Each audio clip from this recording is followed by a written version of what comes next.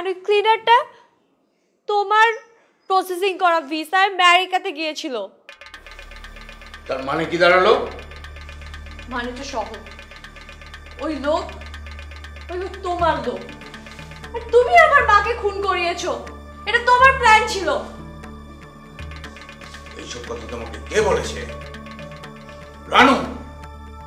না, বরং মাকে আমি সবকিছু বলেছি। আমজাদ, একটু নিজেকে বিবেকের কাঠগড়ায় দাঁড় করো।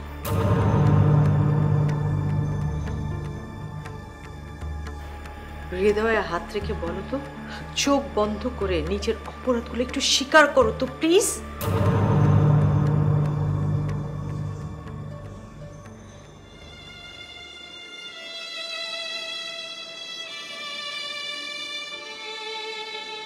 বাবা প্লিজ, বাবা তুমি মানুষের সব সম্পদ ফিরিয়ে দাও। ট্রাস্ট মি, তুমি অনেক ভালো থাকবে। আমরা সবাই মিলে গ্রামে চলে যাই, আমরা অনেক ভালো থাকবো বাবা, অনেস্টলি ভালো থাকবো।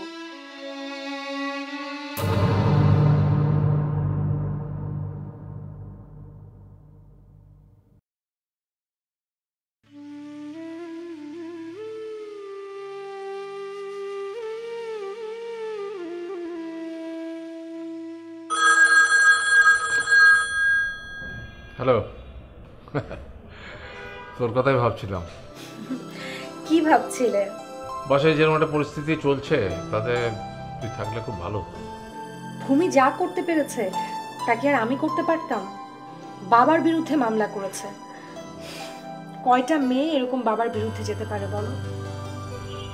ভূমি ওর বাবার বিরুদ্ধে দাঁড়ায়নি, ও দাঁড়িয়েছে অন্যায়ের বিরুদ্ধে। সেটাই কয়জন পারে? খুব কম মানুষ পারে। মামলায় তো ভূমি খুব একটা সুবিধা করতে পারছে না। কেন?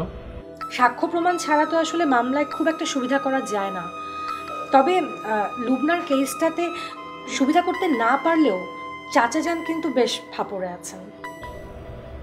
ঠিকই বলেছিস। আর দাদাজান, ববি কিন্তু আবির ছেলেটাকে নাকে দড়ি দিয়ে ঘোরাচ্ছে। এসব নিয়ে রানু আন্টি খুবই টেনশনে আছে। হ্যাঁ, আবির তো একটা গাধা।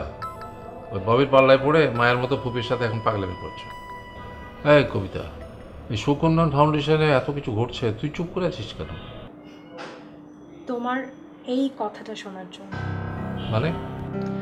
আমি শুধু অপেক্ষায় ছিলাম তুমি কখন আমাকে বলবে আমিও যেন রানু আন্টিদের সঙ্গে যোগ দিই। এখন আমি বলছি, আর বসে থাকিস না। আমি তোমার আদেশ পেয়েছি,